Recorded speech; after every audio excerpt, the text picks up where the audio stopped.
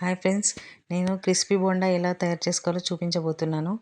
ముందు రోజు నైట్ ఒక కప్పు మైదాకి 4 లేదా 5 స్పూన్ల బొంబాయి రవ్వ ఉంటుంది కదా, అదే ఉప్మా రవ్వ యాడ్ చేసుకొని తగినంత సాల్ట్ వేసుకొని పెరుగు కలిపి నానబెట్టుకోవాలి. ఒకవేళ మీ దగ్గర పుల్లటి పెరుగు అయితే ఉన్నట్లయితే అది మీరు ఎర్లీ మార్నింగ్ లేచినప్పుడు నానబెట్టుకొని 1-2 అవర్స్ నానిపోతే సరిపోతుంది. అది బాగా నానిన తర్వాత పొద్దునకి దానిలో కొంచెం జీలకర్ర యాడ్ చేసుకోవాలి. ఇంకా ఇష్టమైన వాళ్ళు అయితే ఆనియన్, పచ్చిమిర్చి కూడా యాడ్ చేసుకోవచ్చు. పిల్లలు సరిగ్గా తినరు కాబట్టి నేను ఇక్కడ యాడ్ చేయలేదు. స్టవ్ వెలిగించి నూనె పెట్టుకొని బాగా హీట్ అయిన తర్వాత నేను చూపించిన సైజులో బోండా ఆయిల్లో వేసుకోవాలి. అవి వెంటనే పొంగుతూ పైకొస్తాయి. ఇలా వచ్చాయి అంటే పిండి బాగా నానిపోయినట్టు. అండ్ పెరుగుతో నానుతుంది కాబట్టి చాలా చక్కగా పొంగుతూ వస్తూ ఉంటాయి. ఇవి నూనెలో బాగా కాలిన తర్వాత ఒకసారి తిప్పేసుకొని మళ్ళీ కాల్చుకోవాలి.